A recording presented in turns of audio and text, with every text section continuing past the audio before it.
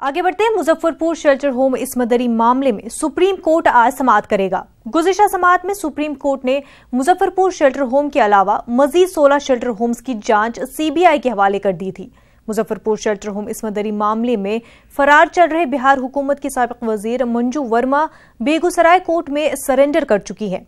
वहीं इस मामले में डीएम ने हुक्म जारी किया है कि इस मामले में मुलजिम ब्रिजेश ठाकुर की बीवी और सेवा संकल्प के 6 और मेंबरों की जायदाद को कुर्क किया जाए। मुजफ्फरपुर से हमारे नुमाइंदे सुधीर कुमार हमारे साथ जुड़ चुके हैं। सुधीर, क्या कुछ मजीद तफसीलात है इस पूरे मामले पर?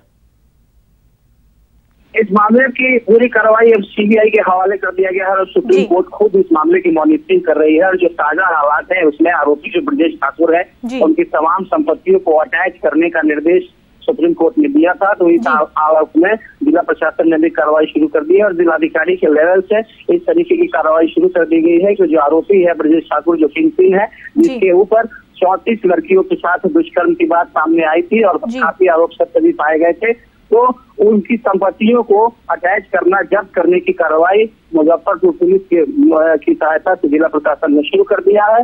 और यह बड़ी घटना विश्व में सुर्खियां बनी थी, तो मुजफ्फरपुर की पुलिस भी इसमें काफी कुछ कार्रवाई की थी और सीबीआई कई जगहों पर छापामारी कर रही है। अभी प्रदेश के जो एक राजदार थी मधु, उसकी भी गिरफ्तारी हो चुकी है और सीबीआई उससे बहुत सारी चीजों की जानकारी ले रही है कि आखिर इसमें और कौन कौन से लोग हो सकते हैं। क्योंकि कहा यह जा रहा था कि जो ब्रजेश ठाकुर है उसको काफी सफेद पोशों का संरक्षण मिल रहा था, इसके अधीन वह कार्य करता था और इसी कारण से इतनी बड़ी वारदात को अंजाम देने के बाद भी जिस तरीके से वो कर रहा था। जी सुधीर, बहुत बहुत शुक्रिया आपका तफसीलात फराहम करने के लिए।